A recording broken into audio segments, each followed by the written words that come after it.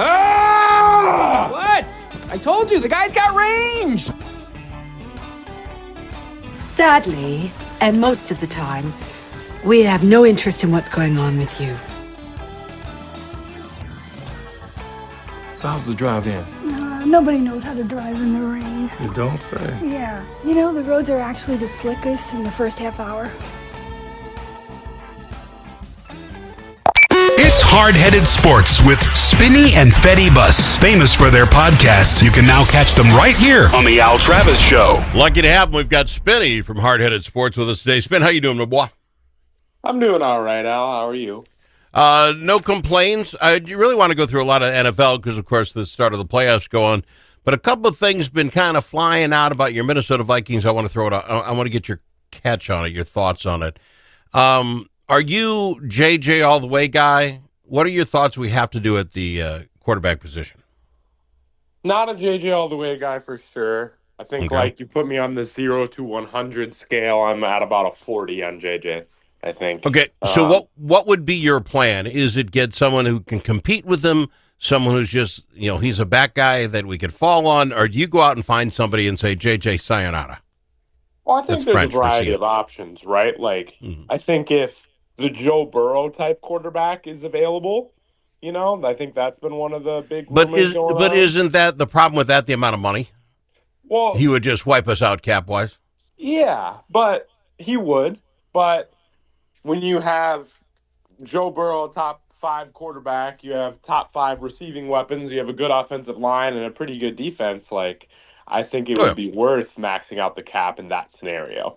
I think that's pretty unlikely. That's kind of a best case situation. But we're probably going into next year with JJ as our starting quarterback. Let me throw the two out at you. Let you read up. The two that I saw just yesterday, the day before, that I thought, I wonder what Spitty thinks. Kirk Cousins is now hinting that he would have no problem coming back. Atlanta looks like they want to move on. That contract is crushing them. We paid him to take some of Kirk Cousins. Would you take Kirk Cousins? I mean, yeah, I think that's a backup scenario, right? I think I'd take Kirk Cousins in the Carson Wentz of this year role. You don't think Kirk Cousins is a better quarterback than JJ? No. As we sit and speak. You don't think so? Currently, I don't really, no. I mean, I think there's ups and downs, right? We saw Kirk last week look pretty good, when his offensive line was blocking for him well and doing stuff like that. But I don't think Kirk is winning us a lot of games. I just don't. Okay. I'm not in the Kirk business. I didn't like him when he was 32. I'm not going to like him when he's 38. If age is your problem, you ageist? Aaron Rodgers was the other one. He's got Pittsburgh to the playoffs. Could he come here for a 1-year deal, take something, and see if he can't get back? Fine. I'd be okay with that again. No, that's the one where you're wrong. He was a Green Bay Packer. I can't root for him, a la the other guy.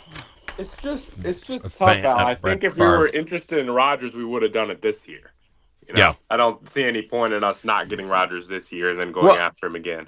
I think the difference is we thought JJ would be something, and a year went by and we don't know if he's anything. I guess I just have a hard time. JJ's in your building. Kawisi and KOC should know what JJ's like. I don't know. I have a hard time with that one. I think the most likely scenario is we give JJ next year.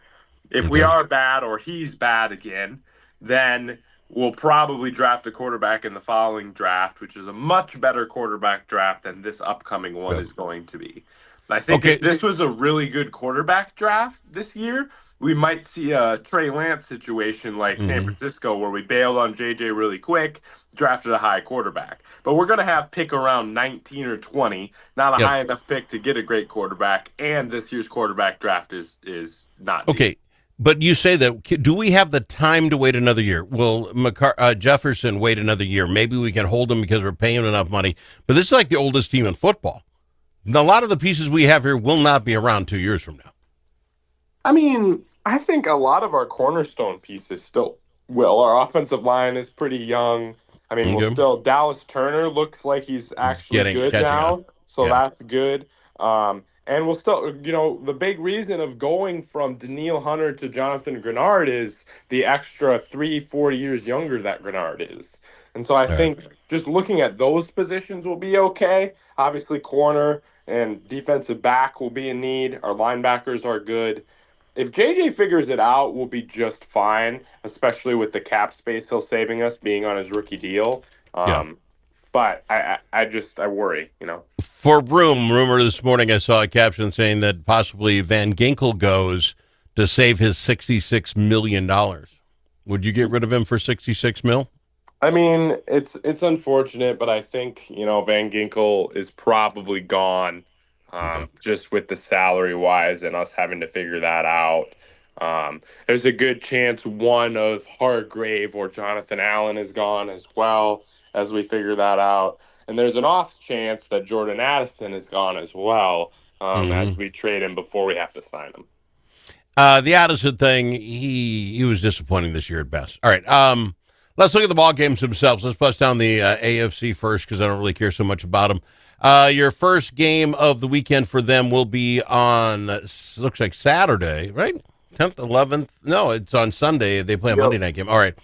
Patriots and the Chargers, your thoughts? I'm loving the Patriots, quite frankly, a team that came from nowhere just 4 years ago, 3 years ago, whatever it was, and here they are. I like the way they play 2 against a 7. Who do you like?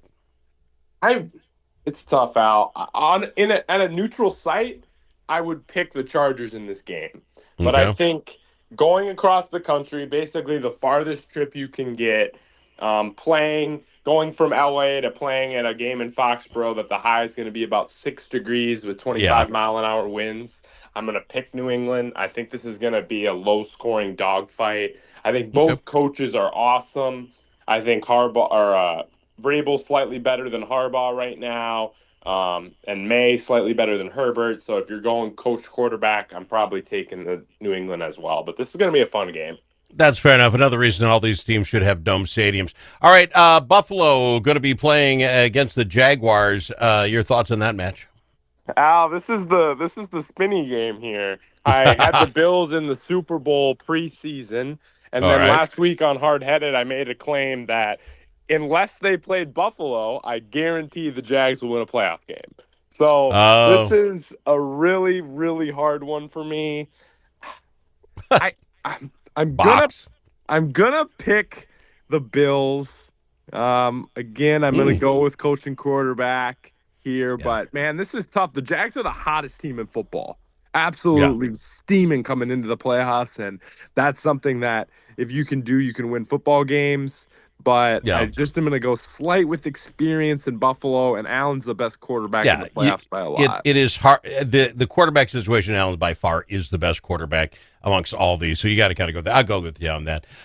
Texans and Steelers on the AFC side will be on Monday Night Football, and you got to go with the Steelers, right? I'm going to pick Houston, Al. All right. I don't think the Steelers are going to be able to score offensively on Houston. I think their defense is going to really get to Rodgers and make it tough. I will say, though, Mike Tomlin in his career on Monday Night Football is 23-2 in his career on Monday Night Football. So Tomlin is a Monday night guy, and it does make me nervous. And Rodgers in this game, a lot of playoff experience, but I just don't like the offense of the Steelers versus the defense of Houston. I just think they're gonna make Rodgers run for his life and take a lot of hits, and I just worry about that. So that could affect our future quarterback. We need to be watching for that. We got to go to break.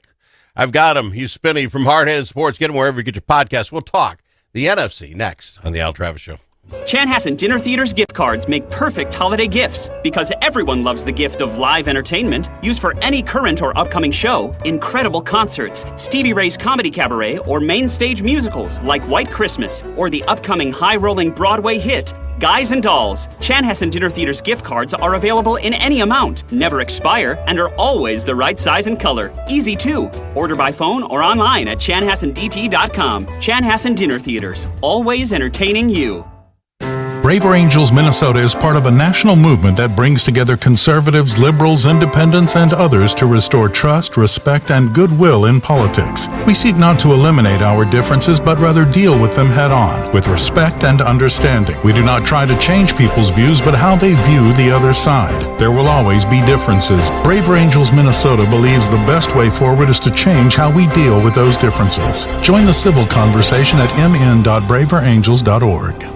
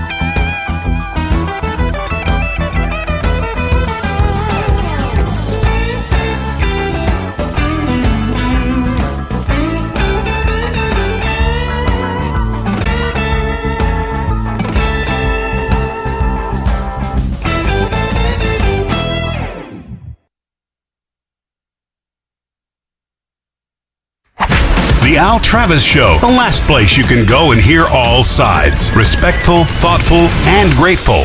Great for having me, Spinny from Hardheaded Sports. Spin, let's look at the NFC side of things. And I should have asked before we go AFC, how far did the Broncos go? Who do you see going? I think you're thinking the Bills go all the way to the Super Bowl? Yeah, I mean, given what I predicted, I think the Broncos are going to lose in the first round. I mean, their first round. They have the bye. Yeah, okay. Game, yeah. All right, fair enough. On the other side, we have, let's just start, which game is first? The 10th. We have Panthers and Rams. You know, this is the biggest spread by far of the weekend. Rams minus 10.5, which is 6 points more than crazy. Next spread. I would think about picking Carolina in this game. I honestly would. If the Week 13 game hadn't happened between these two teams. The Rams went to Carolina in Week 13, had a big game the next week, kind of overlooked Carolina and got upset. And I think that when you get upset by a team that you think is better than during the season, the odds of you going in with that same mentality is very low. I think the Rams are going to go in motivated and ready to go and avenge that loss. So I'm going to pick the Rams. Do they make the spread at 10.5? I don't think so. Playoff games over 10.5 is just... Yeah, I'm just not going to predict that. That's fair enough. All right, the one that fascinates me, well, let's go down to the Bears. Now I'll do them last. Eagles and 49ers. I really want to watch this game. You're defending champs. You got the 49ers. You got Brock Purdy. I enjoy this matchup. It's going to be in Philadelphia, not good for the Niners. But your thoughts? Philadelphia is 4.5 favorites. I got a lot of Niners fans in my life, Al. So do I. And I've been picking against them the whole year, and I've been getting crap from all my Niners friends the whole year. Why are you picking against us? Oh, funny. And on that note, I'm going to pick the Niners in this game. I think they're going to go to Philly and win. It's hard. The only way I think Philly wins is if they get up early and they can run the football. The Niners' run defense is very suspect, and I think they can be used that way. But if the Niners get up early, I just don't see Philly being able to pass on the Niners' D from what I've seen recently from Philadelphia. This is back to these places have to have domes on them. These games end up coming down to, I think the biggest problem going to be is it's going to be 6 degrees in Philadelphia over the weekend, and that just doesn't make for good football, in my opinion. Last game, Bears and the Packers. Who wins? Al, this is the hardest game to pick of the whole weekend. 1.5 is the spread. Yeah, it's at Chicago. I don't like the Packers. I didn't like the Packers. Like I know I did pick the Packers to make the Super Bowl at the beginning of the season, but then once watching them, it's just so much inconsistency. I think they're a completely different team without Christian Watson. He really has shown, like, when healthy, he can be the WR1 for them, and I think he makes a huge difference. And then the Micah Parsons injury is huge. Yeah. But how can I pick a second-year quarterback and a first-year head coach in a playoff game when Matt LaFleur has proven he can win playoff games consistently? It's just really, really hard. I see both sides. I'm going to go with Chicago in this game, I think. And I'm going to go with the upset, the home team upset. All right. I would go Chicago as well because I just will never in my life root for Green Bay. I don't care what they're doing. It doesn't matter to me. All right. A couple just quick things. Have you been paying a lot of attention to the college playoffs? Yeah. All right. I want to ask you, you got a game tonight. You've got number 10 Miami again. It's number 6 Ole Miss. It's the semifinals, State Farm Stadium. Who's pulling that off? I'm picking Ole Miss. I thought going in they had a real chance to actually make a run. Now, obviously, the Lane Kiffin situation, that kind of threw a wrench in that, but they've played really well and kind of are playing with the chip on their shoulder. And I just think top to bottom, they're better talent-wise than Miami. So I think Miami's had a fun little Cinderella-type run, but I think that Ole Miss gets it done tonight. All right, that's fair enough. You, off side note, okay with the fact that this new formula comes out, only one, well, I guess there's a 1, a 5, a 6, and a 10 in the quarterfinals. The 2, the 3, the 4, all out. Is this a good system? Do you like it? I mean, that shows me that it is a good system, right? Okay. I think if we had 1, 2, 3, 4 in this playoffs, then we'd be looking at it like, do we really need to have 12 teams? But having a 6 and a 10 especially is big for like this is a good format, I think. I personally would like 8. I think 12 is a little bit much, but I do like it being more than 2 or 4. Fair enough. All right, the last game then, well, in the quarterfinals or the semis, I guess they call it. Number 5, Oregon versus number 1, Indiana. To me, this would be the most interesting game of the season so far in the playoffs. I wish this was the Natty, Al. I think this is going to be a really, really good game. I'm going to pick Indiana just because I think it's a special thing going on for them right now. But this is going to be a one-touchdown affair. I really think it's going to be fun and lots of offense and back and forth. And I'm excited for this game. I'm going to pick Indiana, though. Okay, fair enough. I think the money's got to be on Indiana. This Indiana thing, it holds out hope for teams like Minnesota, right? It does. Indiana, what were they 4 years ago? They were nothing, and now they're going to be national champions. It gives you that, oh, God, please let it be Minnesota sometime, right? Yeah, and their head coach, too, just kind of is like, yeah, I'm just going to come in and win. Like, it does give you hope for these small schools. I mean, Indiana's been as bad as Minnesota for the last 30 years, so it does give you a tiny bit of hope. Minnesota note, did you see that great both-way players for Minnesota and the Gophers, Kaya, Perchich, is in the funnel, in the transportal? Yeah, Coy Parrish in the transfer portal. I think he's a good player. I wanted to see him stay, but, it is the portal. I think 33% of college football players are in the portal right now. So, they're going to get the money, and the money's not going to be here. This is going to be the downfall of Minnesota's. We're never going to keep up with the money. Can't blame a kid to go make his money when he can. I mean, that's what they're there for. An injury could keep you out. Spin, I got to go. How does somebody pick up Hard Headed Sports? You say you just dropped one. Where do we get it? Yeah, we'll be dropping one today, actually. You can get us out on YouTube, Spotify, and Apple Podcasts. NFL playoff predictions coming today. Appreciate you, Spinny. Really do. Thank you, Al. Hard Headed Sports on the Al Travis Show. When the stakes are high at the Minnesota Capitol, you need more than a live